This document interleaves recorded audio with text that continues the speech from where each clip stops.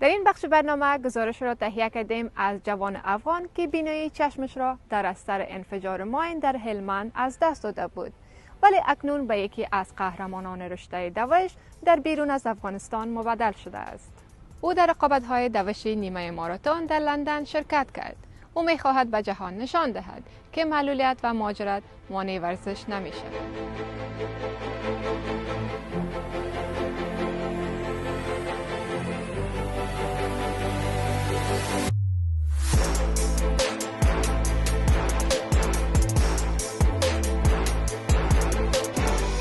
زما نوم ولی محمد نوری ده. د افغانستان د ځغاستې نابینا لوبغاړی یم. په افغانستان کې له نن 10 کاله وړاندې د یوې بمي چاودنې له امله زما دواړه سترګې ړندې شولې. نو ما ژوند بدل شو، احساس مې بدل شو، فکر مې بدل شو، روشنایی لاړه تیارې ته. نو همیشه به سوچونو و فکرونو ځورولم، چون افغانستان و افغانستان کې د معلول لپاره داسې زمینه سازي نه وله چې معلول دی.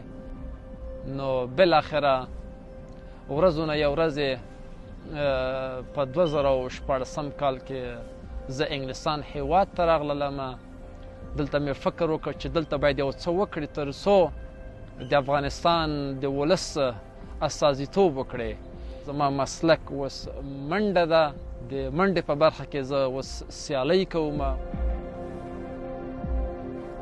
تر اوسه پورې ما 9 نړیوالې سیالۍ ترسره کړي دي چې په هرې سیالۍ کې خوشبختانه د افغانانو د دعاو په برکت ما د افغانستان لپاره د سرو زرو مډالونه، د سپینو زرو مډالونه ګټلي دي.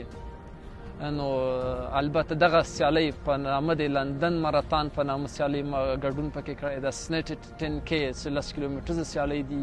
همداسې 21 کیلومتر کې ما رقابتونه کړي دي. په 800 متر کې مې کړي، 1 کیلومتر کې مې کړي دي، په 15 کیلومتر مې کړي. په بیلابیلو برخو کې ما سیالۍ کړي دي. د یو نابینا لپاره منډه د اسانه کار نه ده، خو چا سره چې د وطن مینه وي هغه هر څه کولی شي، هر څه امکان پذیره وي.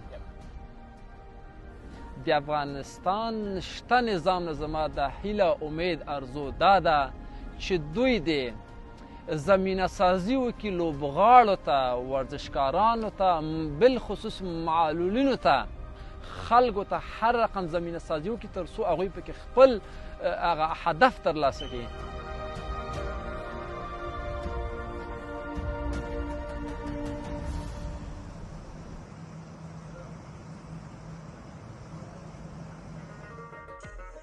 اکنون وقت روایت شما است که از چشم دیدهای خود نمای اسکیلکن خود را به ما ارسال نمایید. شما این ویدیوها را به شماره تلفن ما و ایمیل آدرس ما که بر روی صفحه اسکرین میبینین ارسال نمایید. تا برنامه آینده، الان نگهدار.